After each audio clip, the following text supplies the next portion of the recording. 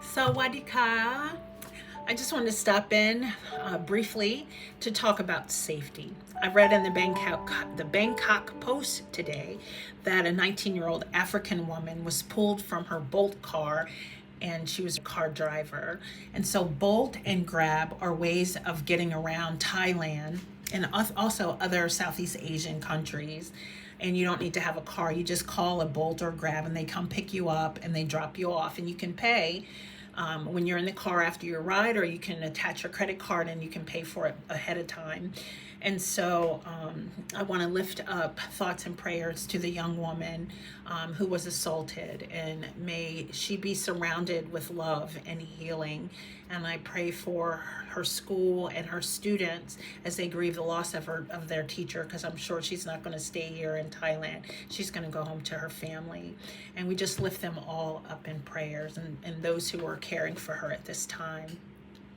And so whenever I want to go to the grocery store or somewhere that's, 20 minutes or more that I can't walk to, I get a Grab, and it's in the app. It's an app that I have in my phone, and you just put in where you're going, where you want to be picked up, and they come and they pick you up.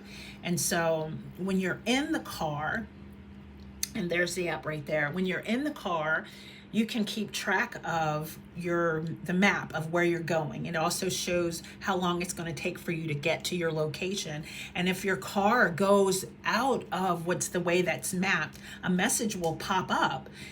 Are you safe? Are you adding a stop? And so you can put in there, and this is Grab, I'm not sure about Bolt, that there's a safety concern, and you can get the police to come to where you're at in your car. And so in order to be safe, what I do is I keep an eye on that map. At most of the time, my rides are very short. Sometimes I look around, but I always have that app, and I'm watching how long it's going to take me to get to where I have to go, because I do have some safety concerns here in Thailand, although I don't have my head on swivel, because I'm not going to live like I lived in the States. I won't do that. But I do know that in the global caste system, Black women are at the bottom of the caste. And so there are some ideas and thoughts, assumptions about Black women here in Thailand that, of course, are not always true and not true at all. And one of them is prostitution in Phuket, and that's where the woman was that was assaulted.